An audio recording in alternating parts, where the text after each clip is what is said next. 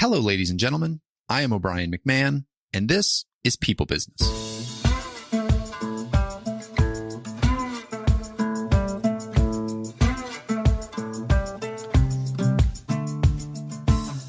In this episode, I am joined by Dr. Meghaan Lurtz. Meghaan is a writer and senior research associate at kitces.com, and I'm sure I butchered that, so let me spell it, KITCES.com, which is a financial planning blog.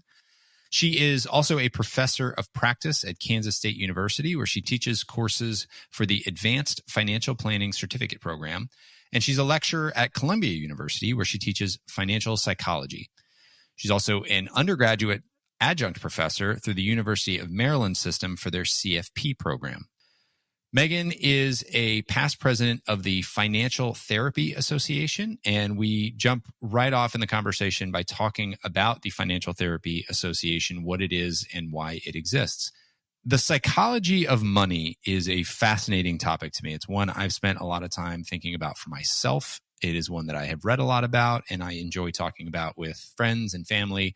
And I'm very excited to bring you all this conversation today because Meghaan absolutely delivered. There is a ton in here on what goes through our heads when we talk about money, how to unpack the baggage that we have, how to deal with any shame or guilt that we have around our habits, and to move forward in a more successful way so that we can live the lives we want and use money as the tool that it is. Whether you think you have money problems or not, the principles that we talk about in here can apply to really any behavior we are trying to improve, any way we are trying to improve our health and life. And so I just could not be more excited to share this with everybody. I hope you enjoy it. I hope it delivers on that hype. I think it will. Here is Dr. Meghaan Lurtz. Meghaan, welcome to the show. Very excited to talk about what I find to be a really interesting topic, which is why I'm glad that we got connected, which is the psychology of money and how people think about money. So welcome. Thank you. I'm happy to be here. Thanks for having me. My first question is, what is the Financial Therapy Association? I thought this was really interesting when I heard it, and I would love to hear what it is. Yeah, so it is interesting. It is, forgive me for not remembering the actual definition on the website, but it's thinking more about the relationships that we have, a lot of it is built on how do we think and feel about our money more than just how much do we have? What do the relationships in our lives, whether it be our family, our spouse, the society that we live in, much of what we do within financial therapy, because it was started kind of like by a bunch of researchers, it is based on systems theory, which I know that's like sounds like a really weird thing, but you can think of like a baby's mobile. And, if you hit a piece of the mobile, then like the whole thing moves. And so this is how the Financial Therapy Association is thinking about money, that there is a connection between your mental health and what people have financially. There is a relationship between our relationship health and our finances. So understanding these relationships and then also understanding our role in those relationships, that is more so what the Financial Therapy Association is dedicated to understanding. So who are you with your money? Who do you want to be with your money? What does it mean to have a spouse and how are they with their money? How do we put that together? What does that mean within our families? What does that mean within our churches and larger systems? And, that's a very different question than, let's say, behavioral economics, which is a lot of behavioral economics is just a long list of the reasons why human brains are not good with money. And that's great. It's a very helpful thing. In fact, even broader than that, really, behavioral economics is more of like a broader decision-making theory. And so all of the things that go wrong anytime we make a decision with any risk, whether it's related to our health or our wealth or any other thing, but then that gets boiled down into like behavioral finance, which is just the crazy things people do with their money related to behavioral economics. And instead of asking, what do people do wrong? Financial therapy is interested in, now that we understand what's going on, what do we do about it? So from a researcher perspective, it's a different series of research questions. And How prolific is that thinking now? Because I think stereotypically we think of like working with a financial advisor and it's like, here, let's help you put a savings plan in place and let's help you put a budget in place. And it's all the tactical stuff around how to save more money and build for your financial future. But we don't often think about the psychology of it, the therapy that's needed to work through whatever our issues are with money and finances and saving. Where are we in that spectrum, in that shift of thinking? Yeah, that's a really good question. In, I think, 2021 was when the CFP board, so Certified Financial Planning, which in the world of finance and especially in personal finance, this is kind of considered like the gold standard. CFP, in addition to like taxes and retirement, they also introduced client psychology and the psychology of financial planning. And the difference in those two being client psychology is a lot of the behavioral biases and heuristics, kind of also a little bit about like what's your money history and what does that do to where you are.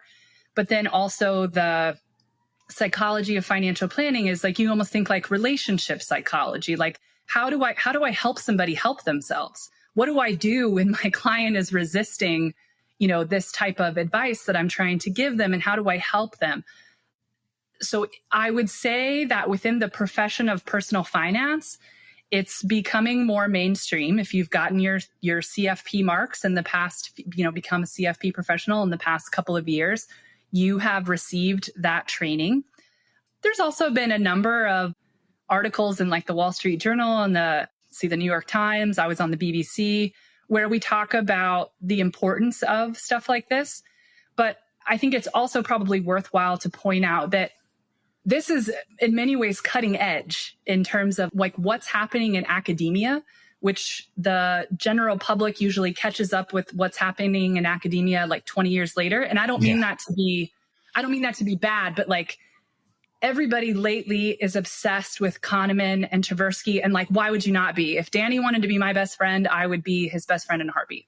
I could not be who I am today without the amazing work from like him, Thaler, Sunstein, all these amazing behavioral economics researchers. But behavioral economics research was done in the 70s and the 80s when I was born. Yeah. I'm 39.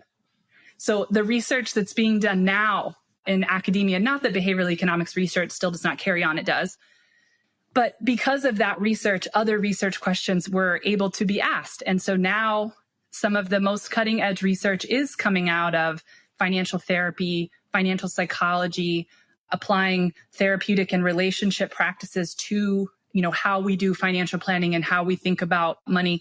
There was a great, so we know in academia that financial education doesn't work. It doesn't work well. It doesn't actually change downstream financial behavior. Yeah. It doesn't work that if you say, hey, you should save more, that people go on to save more. That apparently isn't helpful. There was so we know that, but we haven't figured out how to solve it. And there's a great researcher. Her name is Timmy Joy Jorgensen, who actually teaches at the American College now, but she did her dissertation. She used a nested model, which I realize is like a dorky thing to say, but it's kind of like Russian dolls, like the dolls inside of each other. Yep. And the outside doll was feelings. You have to feel good. You have to feel like this is important before you ever go to do anything. Behavior was actually the inside doll.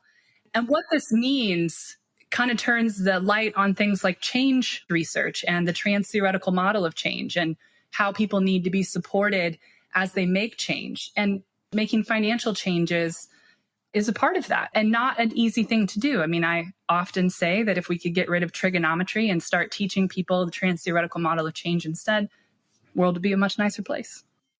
I wouldn't disagree, even though I don't know everything about that model. I think being able to teach change and lessons that come with therapy or coaching, I think those are skills. That was what hit me when you were talking about that. So many of us are helping other people anyone who works in service, we're helping other people through some challenge that they're having. Correct. And most of those challenges are not needing to be defended against an enemy, anymore. It's all something that's going on psychologically, or at least there's a big psychological component to it. And so those are just universal skills that we haven't really accepted that everybody benefits if we all have a baseline. Right. They still refer to psychology as soft skills. And yes.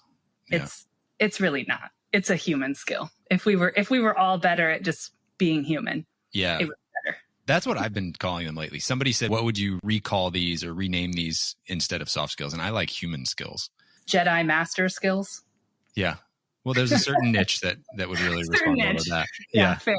But yeah, I mean, it's a much bigger thing. I mean, you can have the best advice in the world. I mean, we see this all the time in medical research. Doctors are super smart people who love their patients and, really want you to do well.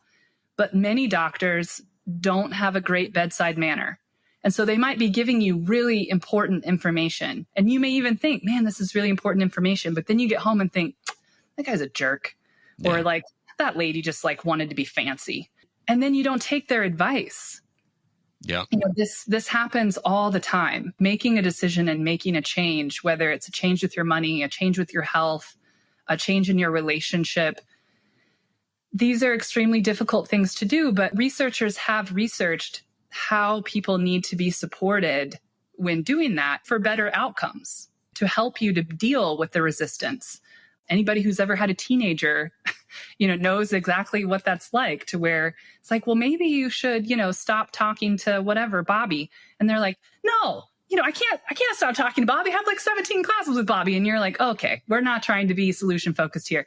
But it's, this is all part of how hard it is to give advice, have that advice resisted. And a lot of it is not because the advice is bad. It's that it came at the wrong time, that the feelings weren't connected to the action. And that is all related to psychology and being a person that can be empathic, can be therapeutic without doing therapy. And learning to ask, in my line of work, I talk to most people about asking really good questions and just how strategic just the process of asking the right question can be. I literally, on the drive to do this episode, finished the book, Change Your Questions, Change Your Life. Oh, good book. I haven't read that one yet. I'll have to write that down. It's a good one. It's a fictional story, but it gives you the skill set to ask better questions of yourself and others, to get yourself out of a harsh judging place into more of an open growth mindset place, which they call learner mindset. Which is also psychology. Yes. It's... Yeah. Why are we so bad with money to begin with? Why is this such a problem?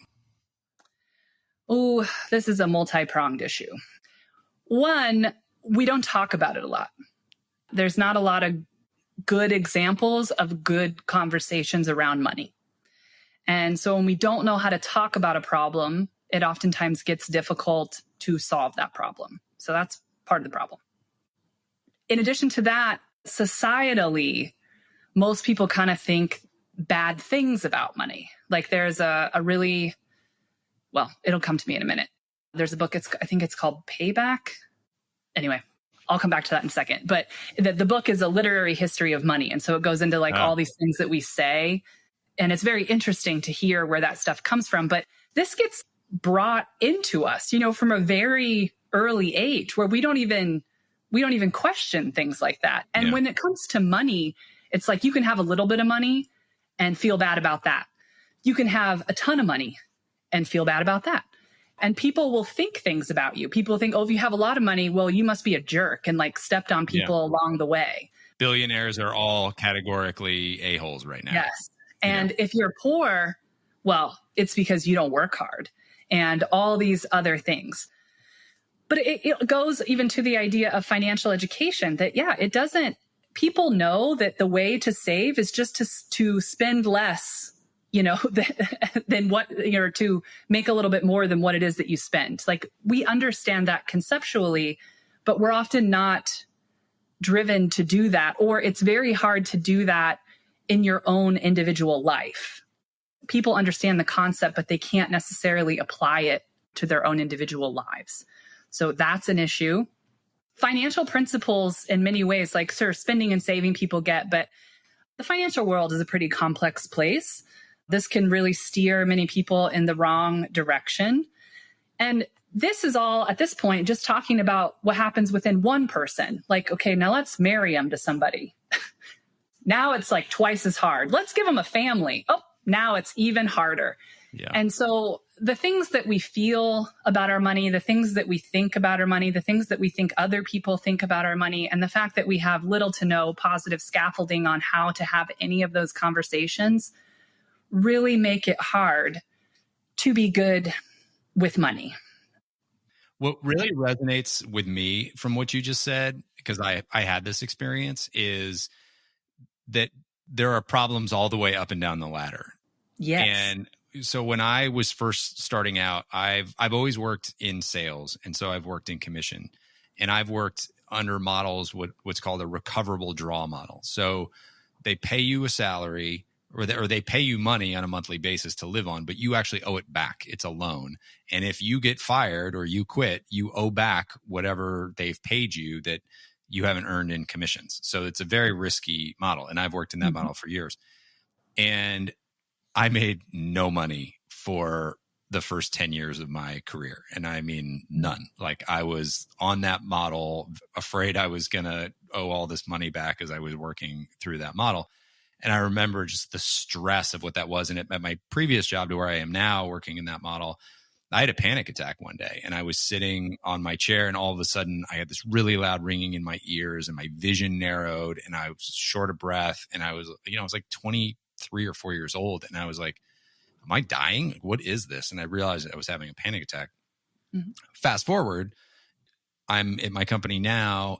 I'm in this draw model, and I get out of the draw model. So I pay all the money back, and now I'm earning commissions. I'll spare you with the math, but the way it works is you essentially like double your income, or even a little bit more, when you get out, because you have to build up so much to get out. So all of a sudden I came out and I was making a little over twice what I had ever made in my life before.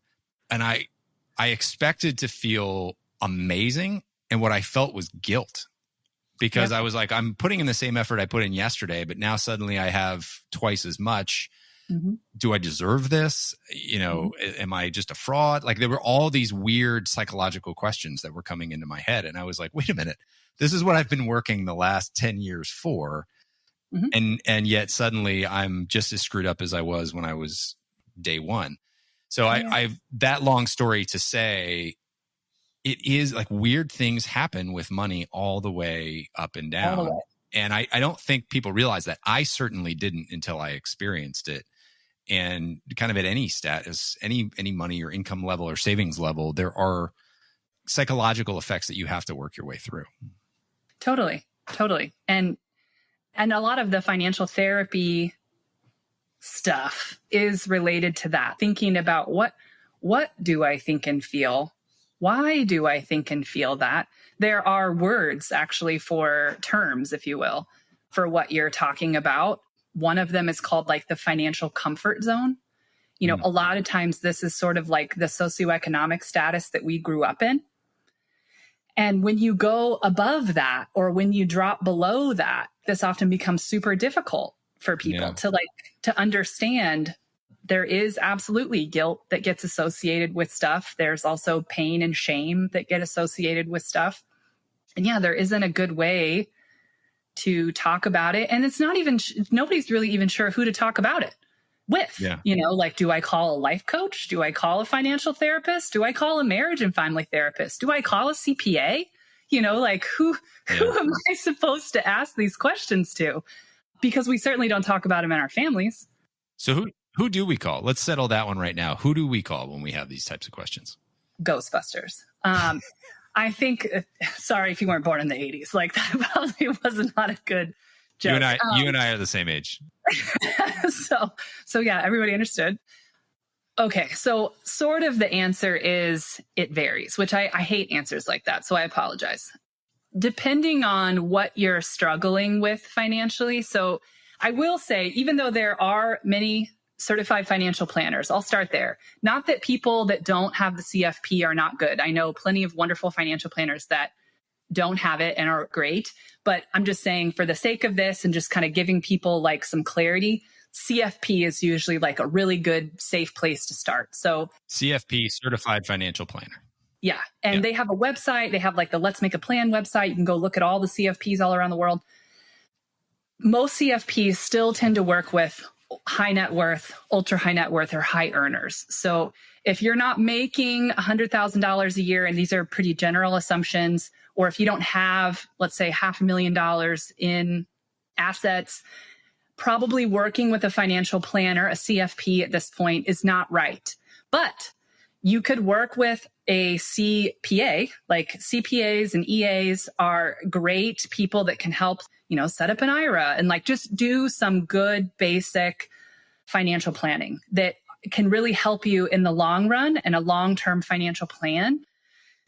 At the same time, depending on what you're going through or like what you're struggling with, if it's not just a straight up time value of money calculation, and it is some more of this like emotional stuff, there is the Financial Therapy Association website where you can go, this is like find an FT up at the top and you can go find one.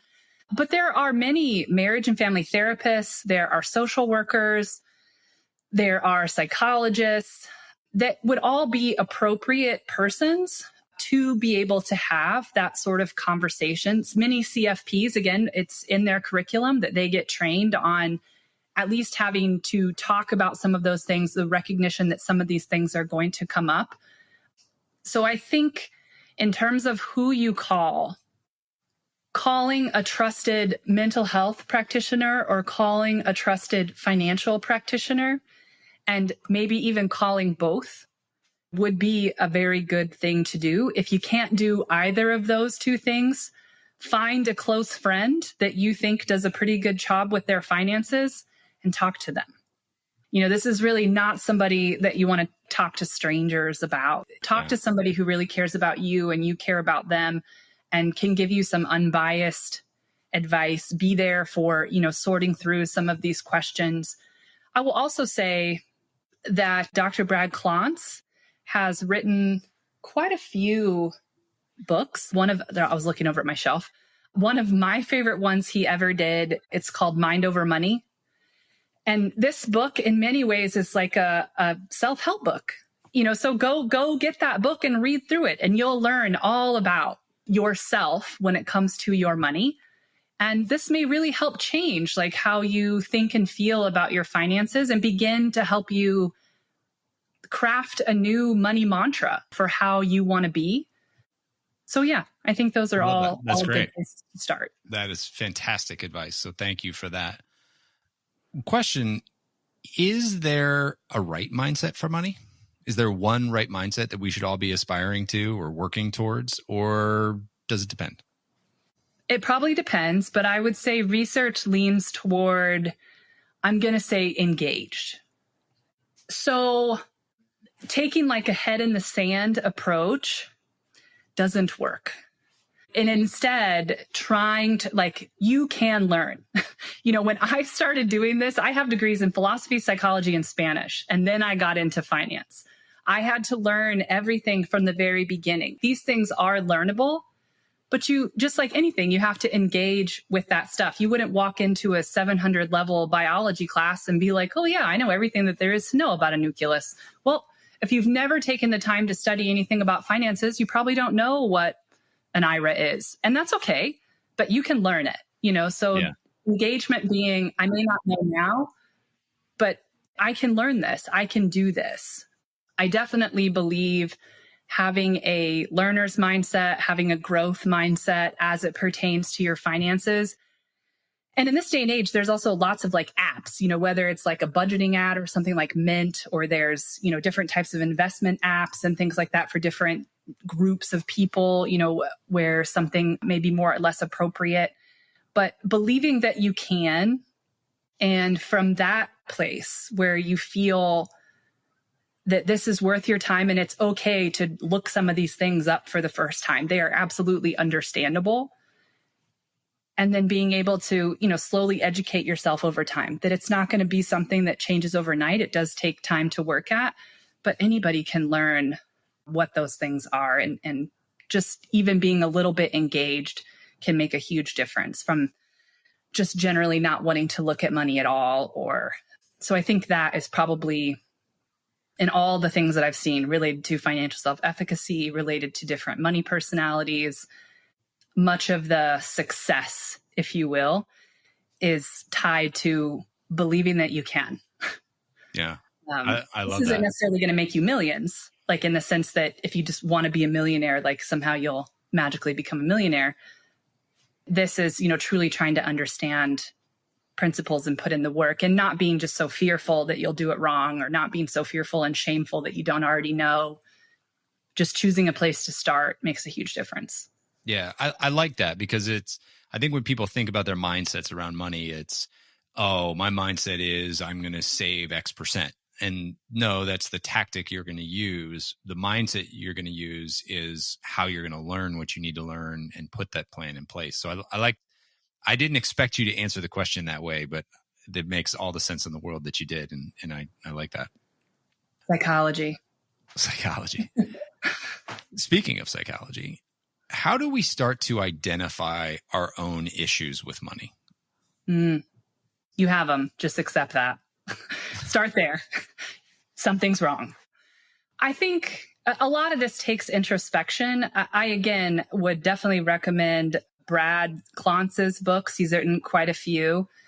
But there are, like, if you were just to Google, like books about money and feelings or something like that, there's going to be a lot of different stuff that comes up. And these are all great ways to just sort of explore what it is that you think and feel.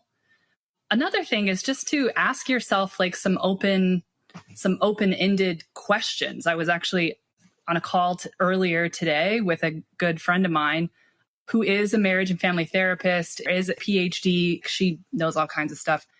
And she said to me, as we were like brainstorming about open-ended questions for a presentation that we were going to do, and she said, a really good one that I like in her work, kind of as a financial therapist, is how would you know your best hopes for your life have been realized?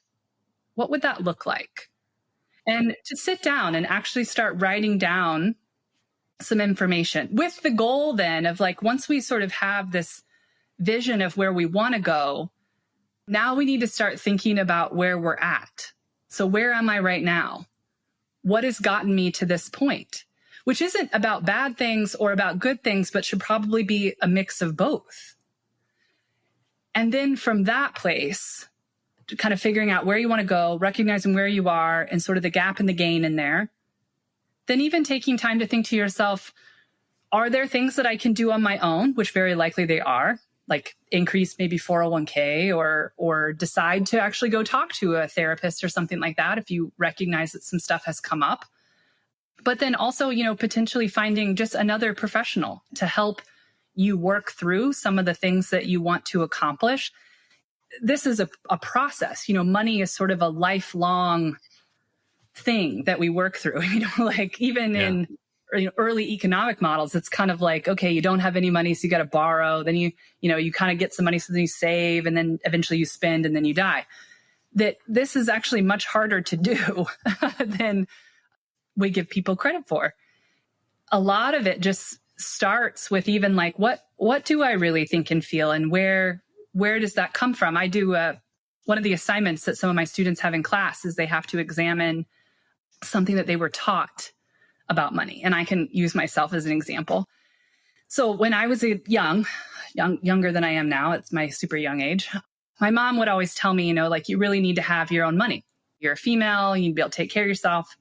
Okay, this doesn't sound like a bad thing, but I did this money history exercise where I actually interviewed my grandmother and I talked with her a little bit about my great grandmother, and come to find out, my great grandmother was married to a drunk who like at one point even sold the dog to have money.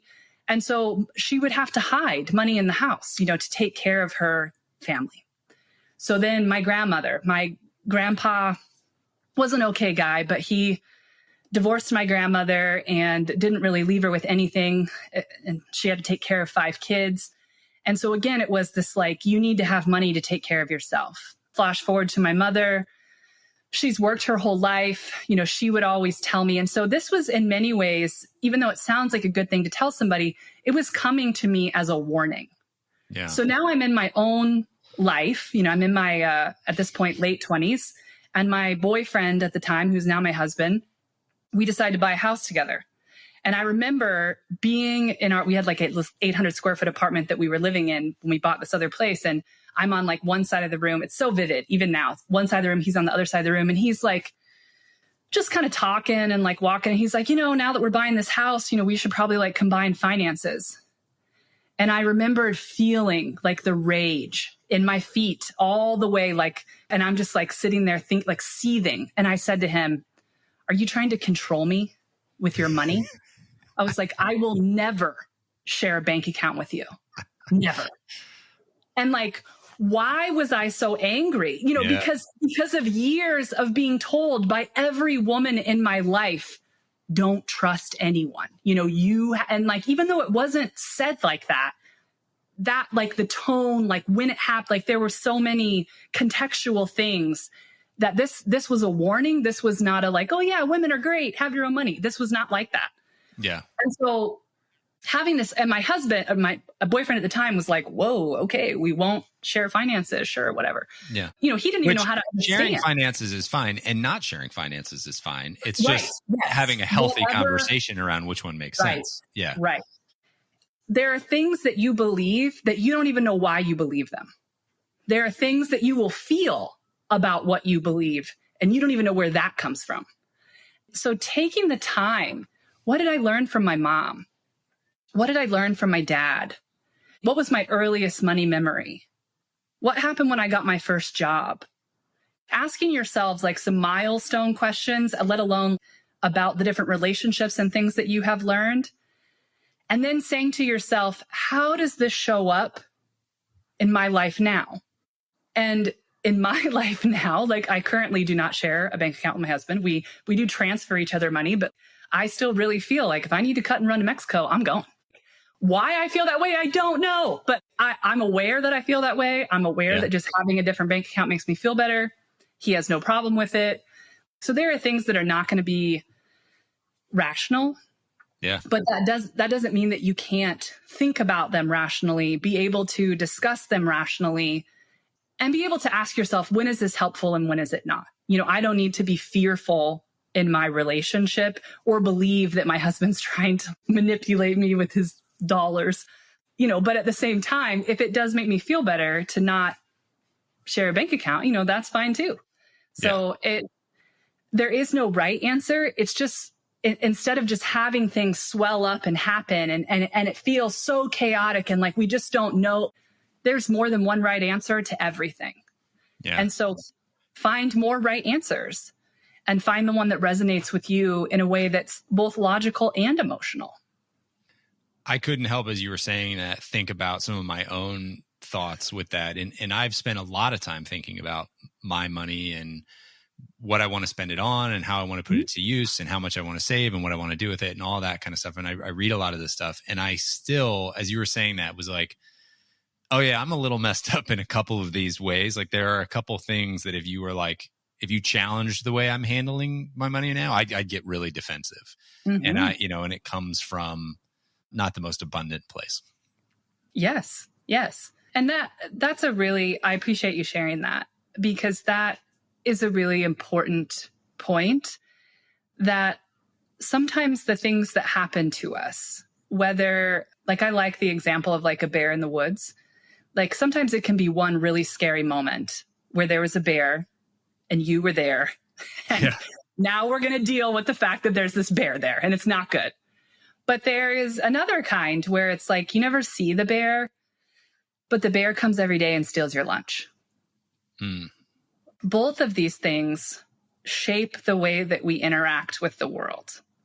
And how they've manifested for you, how different things have manifested for you, that this is not a race to like, oh, well, I had this happen, or you had this happen, or you started in this socioeconomic status and I started in this one.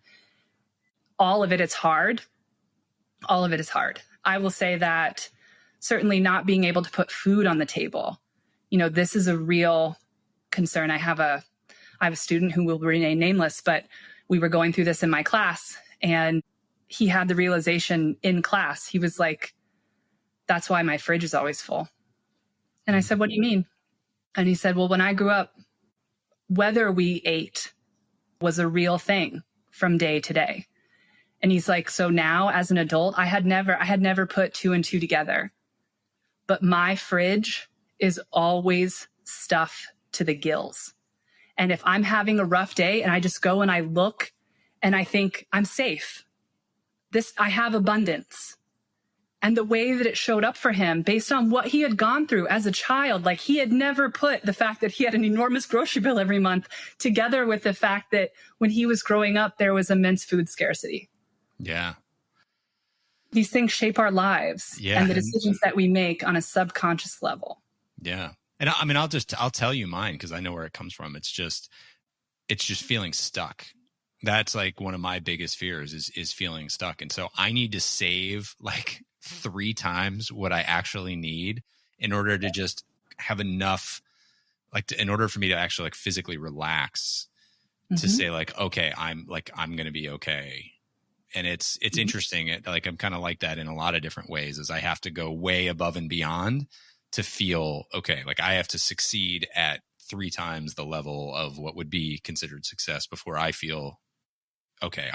I can call myself a success now. Like there's a weird part that is within me there. And I've seen that impact how I think about my money. And sometimes it's really good and leads to great habits that have help me save a lot. And sometimes it creates a lot of stress and anxiety that does not serve me. And so, wrestling with those two, I think is important. Oh yeah. And it's important that you recognize that this is both good and bad. Yeah. And the beauty of being human and having a human brain is that you can hold both of those things in your brain at once. Sometimes this is frustrating when like things don't, we just want it to be all bad or all good. So we can clearly make this distinction and stop. Yeah. Well, that segues into something else I wanted to ask you because we've kind of touched on this, but I want to ask you specifically about it because there can be so much shame attached to money, especially if people have done things in the past that would you consider bad financial practices or if they haven't done the things that they think they should do. There's just the opportunity for so much shame.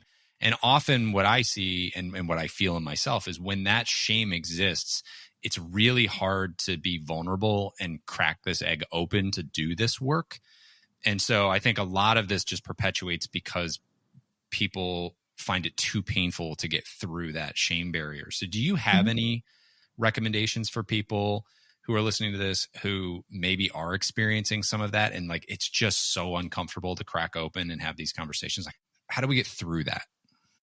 So, okay, one of the best researchers on the planet when it comes to shame is Brené Brown.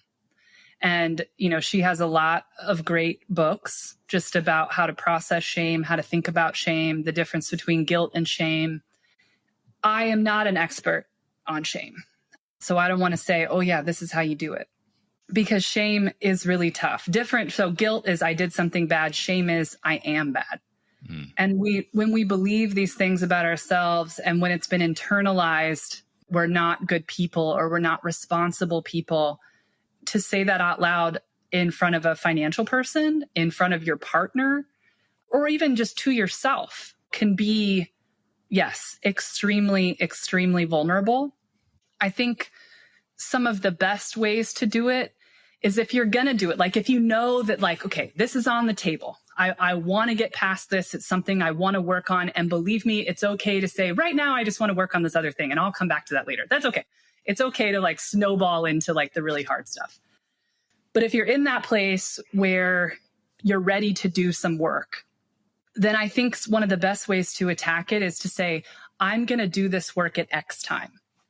So if you have a partner that you're trying to let them in about what's gone on, then say, okay, we're going to on Tuesday, every third Tuesday of the month, we're going to make dinner together, or do something that like helps you feel calm, helps you feel connected to that person. And we're going to talk about money, and we're going to talk about money for 90 minutes. And that's it.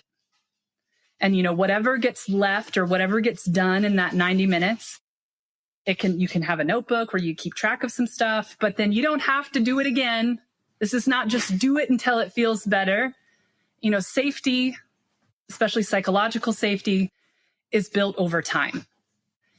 Having that commitment from this other person that, hey, this is what we're trying to do. And here are some of the goals, you know, that I'm setting for myself, and setting the relationship goals that you want to have. You want to get closer to this person potentially by letting them in. Having those sort of be the higher goods. There's got to be a reason why we're going to dig through some of this crap and like let some of that higher good be there. Yeah. I also think it can be very helpful. You don't have to do this, but working with a mental health professional is a big deal. And I say this because they are trained to hold space, where your partner may be like, oh, well, you know, they'll like try to give you advice because they love you. And you're like, I wasn't trying to hear advice right now. I was just trying to open up. The therapist isn't going to give you advice. You can literally pay them just to listen to you. Well, that was something I was thinking as you were saying that. If you have a partner that you're worried about their reaction, telling them up front, hey, I have something that's uncomfortable for me to talk about. And here's what I need from you. Yes. Like, I need you to just sit and listen to it for 5 minutes, or I need you to listen before you respond, or please don't solve right now. Like, giving those kind of directions up front can help the other person. Lord knows I'm better when my wife tells me what she needs. Yeah. Well, I mean, we're all better when we hear from someone else. And my husband and I do a similar thing. So I'm a professor, and my husband right now happens to be getting his MBA. And so he comes home sometimes and he's like, oh, you know, this teacher, blah, blah, blah. And in my head, I'm thinking, oh, somebody assigned you homework. You know, I really don't feel bad for you. But I will, instead of saying that out loud, I say, do you want me to be on your team, or do you want some advice about this homework?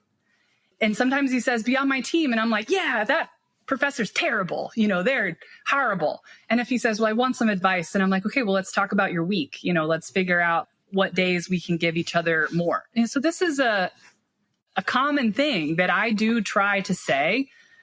And yes, just simply asking, like, do you want me to be a friend right now and listen? Do you want some advice? Do you want to just be a sounding board?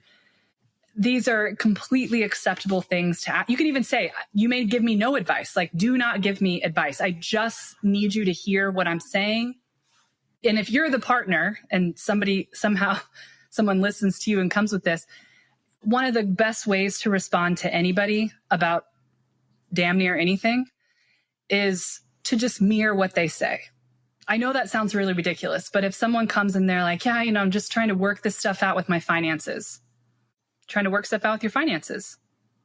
Yeah, I'm having like feelings about shame and stress, and like, it's just all mixed up. Shame and stress, all mixed up. I know that it sounds kind of funny, but this works super well. This is actually what we do with our kids all the time. We repeat stuff back to our kids all the time.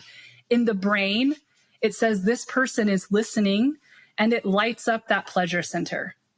Yeah, I've actually interviewed some hostage negotiators on here, and that is one of the tactics that they talk about. Yeah, mirroring is huge. And so if you don't know what to say and you're nervous that giving advice is not the right thing, just mirror what they said. Just repeat back what you heard. Yeah. This is sort of the safest way to, not veer into anything, not make something into something else, to just let the person process. Just mirror what they say. So let's say I get through the shame and I recognize that I want to start doing some of this stuff. Change is still hard, right? Oh, God.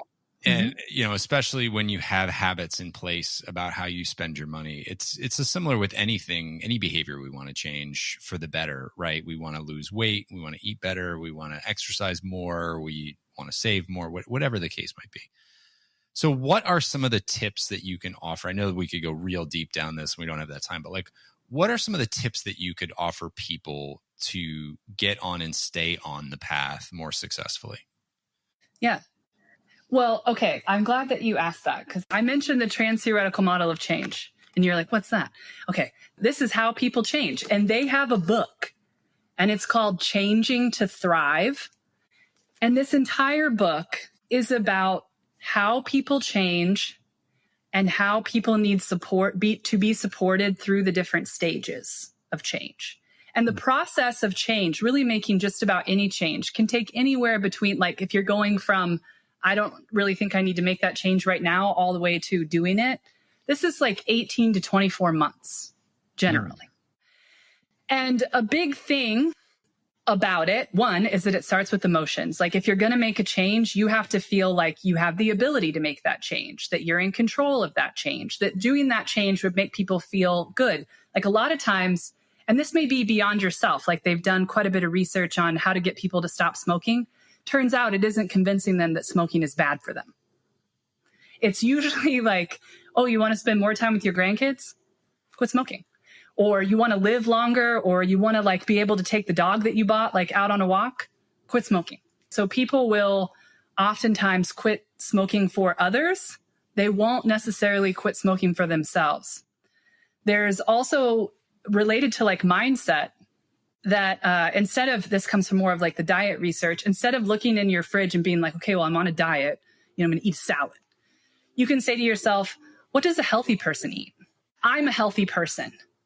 What do healthy people eat?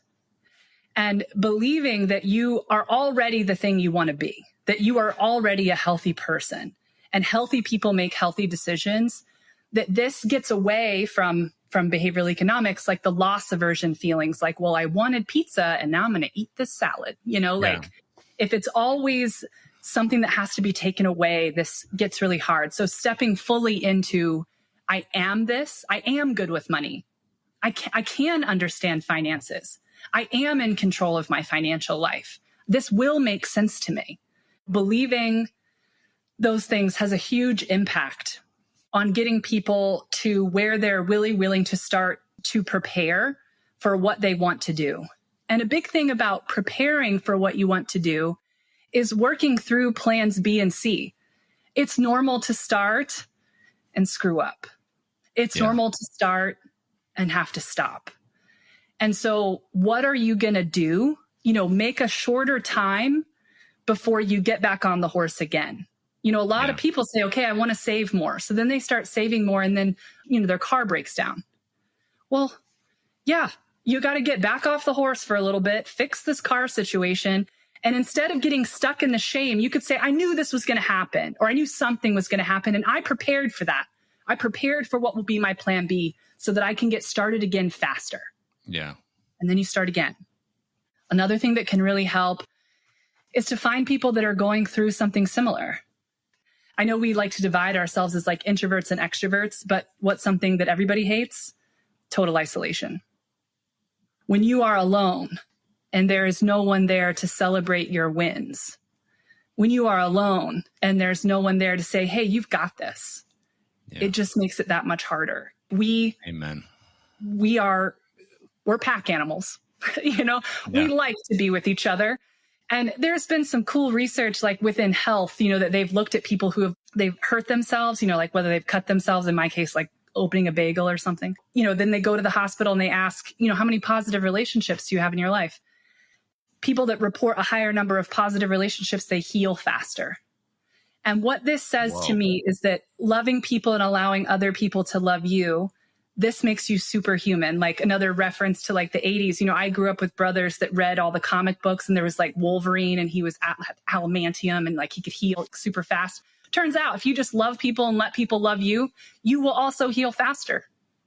And if you have greater and greater numbers of them, it goes even better. There's another great book. It's called The Good Life, and it's based on the longitudinal Harvard study that's going on right now. And it goes into some of this research, but it also talks about just the power of reflection, starting on this journey and keeping some sort of journal for yourself so that you can look back and say, God, like, this is where I was 6 months ago. And even though I'm not exactly where I want to be, damn, I've come a long way. So if you can't find a group, at least be there for yourself, create some reflection points to help build some more power to move forward. I think that, anytime we can, help each other celebrate wins, even if that means celebrating your own win and having many along the way, that's, we always have the goal, but the goal is not always something you can do right now.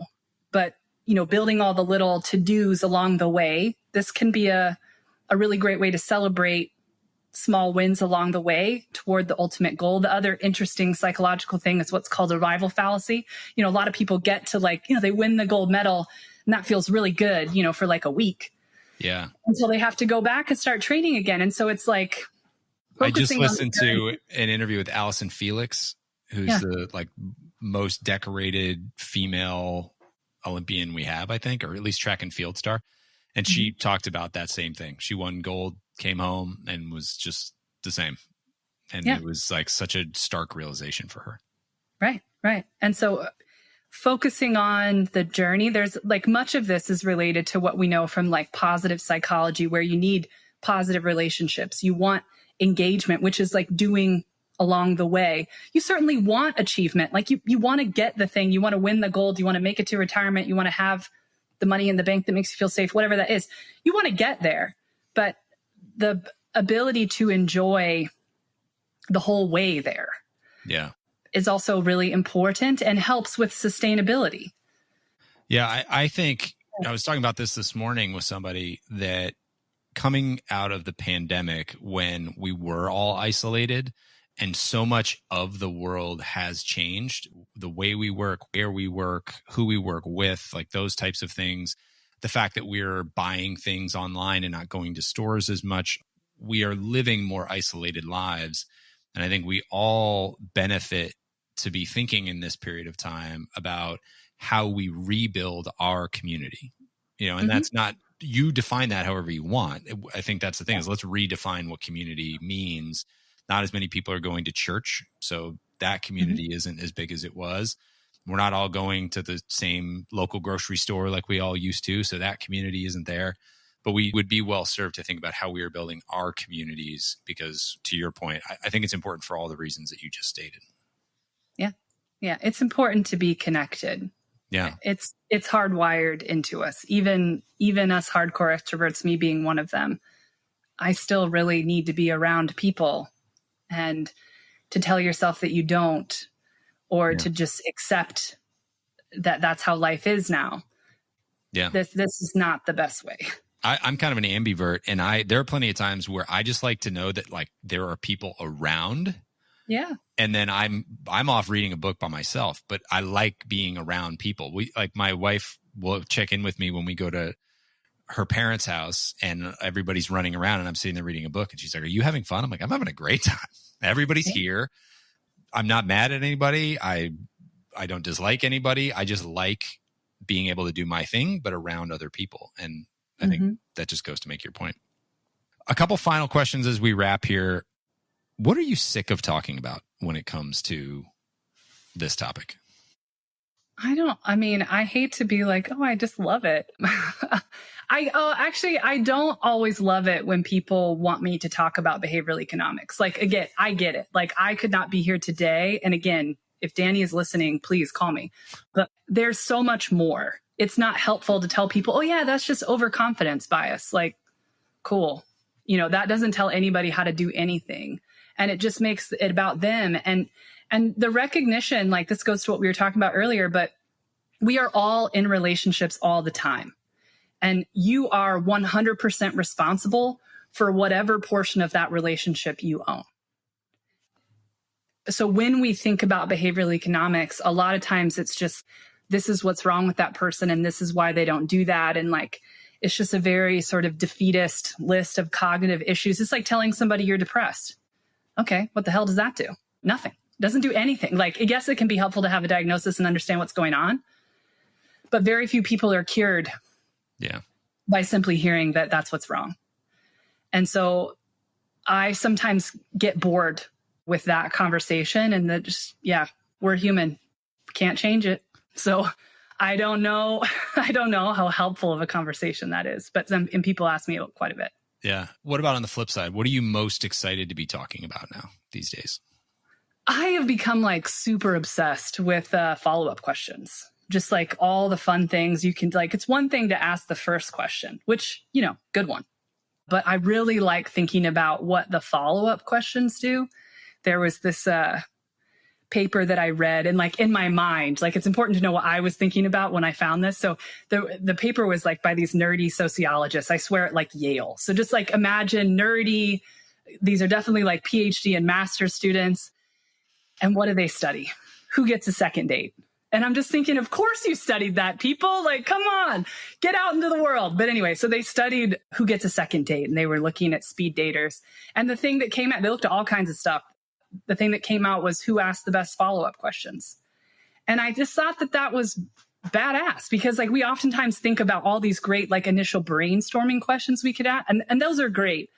But if that's the only place you leave it, you're probably not going deep enough. And there's really a strategy to follow up questions.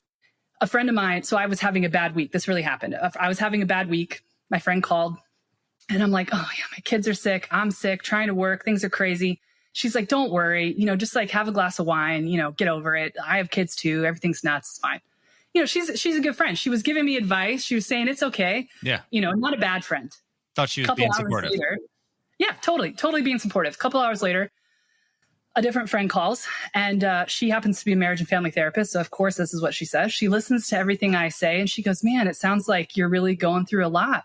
Meg, tell me how you're coping. And I was like, well, my other friend said I could drink at noon, so like, that's how I'm coping at the minute. But think of how different that sounds. One was about advice and just telling me what to do. And the other one was about holding space for me and, doing what's best for me, and for her to just be open to whatever that was. That this difference, like making the follow-up question about them, she asked, how are you coping? She kept the spotlight on me. Whereas my other friend was saying, yeah, the kids are crazy. My kids are crazy. Who cares? She made it about her. And although she wasn't being a bad friend, and like, again, I should point out in the study that responding like that didn't have a negative statistical influence, but the other way, responding the other way, keeping the story on them, was the statistically significant thing, that led to a second date. Well, and to me, that makes all the sense in the world, because you can prepare to ask the first question, but you have to be genuinely curious to ask the second question. And that just demonstrates caring, attention, focus. It feels better to have somebody who's interested and curious in you. Mm-hmm, mm-hmm. So that makes sense to me. Last question. To end the podcast, I like to ask people, what is the purpose of business? But I'm going to ask you, what is the purpose of money? I am going to default to an answer that I've heard a man named Carl Richards give. And I think that the purpose of money is to be transitive. When we try to hang on to it, or when it's just stuck somewhere else, it really loses its value, because then we don't do the things with it that would actually create the joy, that would deepen the relationship, that would allow us to get the things that we need. That money is a tool. And when we place too much value on it itself, and when there's like too much hoarding of it by whether you're the one that's doing it or somebody else is doing it and you can't get to it, this is not the purpose of money. It's a tool for commerce, but it can be a tool for a great many things, not just like the buying and selling of goods. But if I pay for a trip to Disney World, it's because I want to connect with my children and wear a princess outfit. If I give to my church, it's not about just giving these dollars to the church. It's about what they're going to do with it. A lot of times we trade our money for time, mm-hmm. or time for money, however you want to see it. Yeah.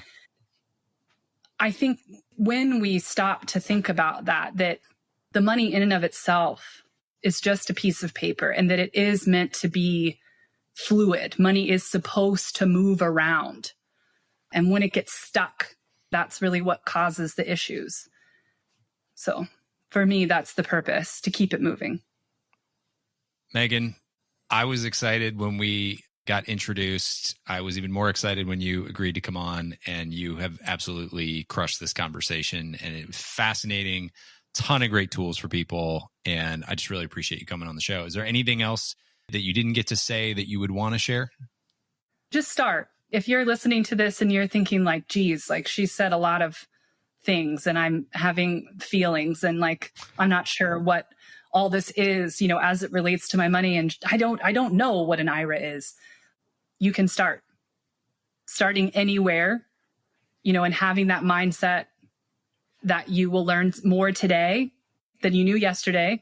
And that will be how it continues on.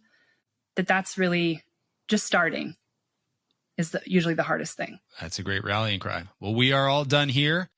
And for everyone listening, go get started. Cheers.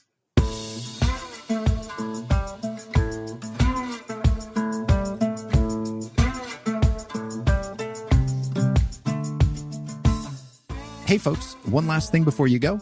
If you enjoyed the episode, make sure to hit subscribe so you can stay up to date with future guests. That's it. Thanks for coming. Go make the most of your business and the people in it.